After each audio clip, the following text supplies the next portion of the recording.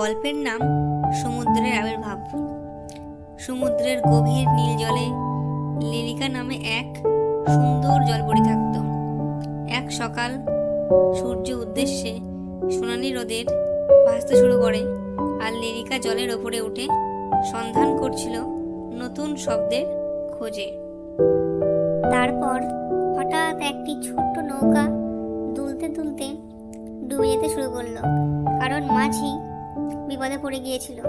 লিলিকা দৌড়ে নেমে গিয়েছে, চমৎকার গহ্বরের মতো সাঁতার কেটে মাঝিটিকে উদ্ধার করলো। মাঝিটি যখন চোখ খুলল সুন্দর নীল আলোয় আর হাসি মুখে, তখন দেখা পেল এক লিলিকা। সে তখন রৌদ্রের উজ্জ্বলতায় বান ভাসাচ্ছিল। পর চোখ খুলে মাঝি বলল, ধন্যবাদ জলপরি। তখন জলপরি নীরবাই হেসে তখন কাছে আসলো সেই মাঝিটির কাছে।